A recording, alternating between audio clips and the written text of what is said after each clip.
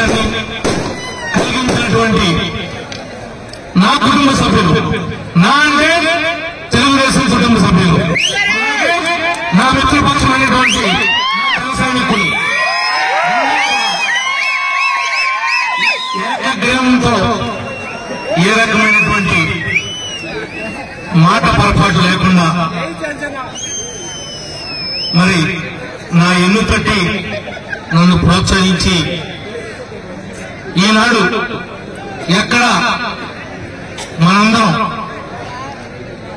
ఆందోళన పడుతున్నప్పటికీ కూడా ఒక క్రమశిక్షణగా పార్టీ నాయకులుగా, కార్యకర్తలుగా ఆ యొక్క ఆందోళనని, ఆవేశాన్ని అణచిపెట్టుకుని మరి మీరు ప్రవర్తించినటువంటి తీరుకి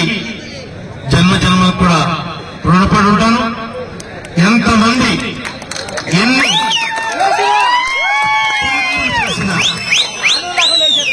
కుట్రలు చేసిన, కుతంత్రాలు చేసిన ఒక్క మాటతో తిప్పికొట్టినటువంటి నా నాయకులకి, నా కార్యకర్తలకి జన్మ జన్మలకు కూడా రుణపడి ఉంటానని చెప్పి ఇది ఈ నియోజకవర్గ ప్రజల యొక్క విజయంగా నేను భావిస్తున్నా. రేపు రాబోయేటువంటి రోజుల్లో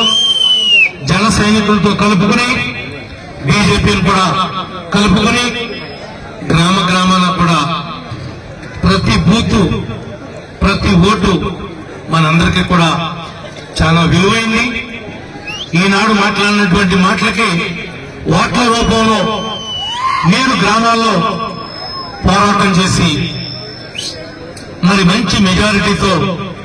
నన్ను శాసనసభకి పంపిస్తారని మనస్ఫూర్తిగా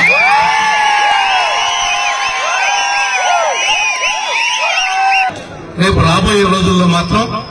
మనందరం గ్రామ స్థాయిలో, మండల స్థాయిలో, నియోజకవర్గ స్థాయిలో ఈ రోజు ఏ విధంగా అయితే కలిసి ఉత్సాహాన్ని పంచుకుని ఎలక్షన్లోకి వెళ్తున్నామో, రేపు అధికారం వచ్చినప్పుడు కూడా ఈ వేదిక సాక్షిగా చెప్తున్నా, వాళ్ళు కూడా మన కుటుంబంలో భాగంగానే చూస్తాం. గ్రామాల్లో, మండలాల్లో, నియోజకవర్గంలో వాళ్ళకి ఇవ్వాల్సినటువంటి ప్రాధాన్యతని రాజకీయంగా వాళ్ళకి కలిగించి వాళ్ళకున్నటువంటి ఆశయాలు, వాళ్ళకున్నటువంటి కోరికలు మన కోరికల్లాగా, మన ఆలోచనలాగా మన నాయకులు మనందరం కూడా భావించి వాళ్ళకి కూడా ఈ సమాజంలో, ఈ సంఘంలో ఒక గౌరవప్రదమైనటువంటి స్థానాన్ని ఏదైతే కోరుకుంటున్నారో పవన్ కళ్యాణ్ గారు,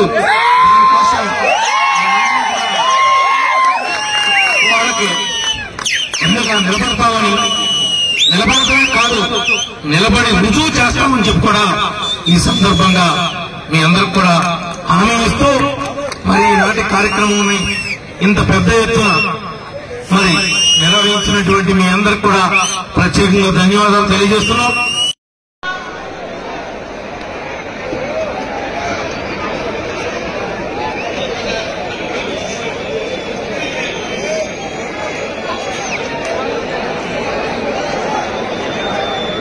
హలో.